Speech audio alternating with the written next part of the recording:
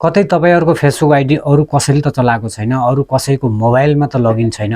त्यो कसरी पत्ता लगाउने? आज म तपाईहरुलाई एकदम छोटो मिठो मेरै मोबाइलको स्क्रिन रेकर्ड गरेर तपाईहरुलाई देखाउने छु। त्यो कसरी पत्ता लगाउने र कसरी त्यसको समाधान गर्ने म तपाईहरुलाई एकदम छिटो मेरो मोबाइलको स्क्रिनमा लैजाँदै छु। तपाईहरु अगर नयाँले हेर्दै हुनुहुन्छ भने मेरो फेसबुकलाई फलो गर्नु होला, लाइक कमेन्ट गर्नु होला हैन। कसैलाई केही कन्फ्युज छ भने पक्कै पनि कमेन्ट गर्नु होला है त। अब हामी जानेछौं मेरो मोबाइलको स्क्रिनतर्फ। यसरी फेसबुक खोल्नु होला। फेसबुक खोलिसकेपछि दाहिने साइडमा तीनटा लाइन छ, यहाँ यसरी दबाउनु होला। त्यसपछि माथि सिरानमा सेटिङको चिन्ह छ, यहाँ दबाउनुस्। त्यसपछि तपाई आफ्नो पासवर्ड एन्ड सेक्युरिटीमा जानुस्। यति गइसकेपछि फेरि पासवर्ड एन्ड सेक्युरिटीमा जानुस्।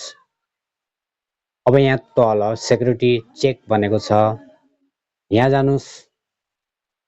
यसमा माथि वेयर योर लगइन इन भनेको छ, यहाँ जानुस्।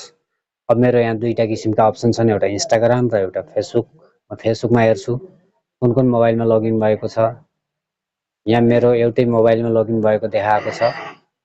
इन्डियाबाट पनि देखाएको छ, नेपालबाट पनि देखाएको छ। यो एन्ड्रोइड भनेको त एन्ड्रोइड फोन भइगयो, यो एन्ड्रोइड फोनै भइगयो। अगर तपाईको अरु मोबाइल नचिनेको चिन्जान नभएको मोबाइलमा लगइन छ भने यसरी दबाउनु होला र यसलाई लगआउट गरेर पासवर्ड चेन्ज गर्नु होला।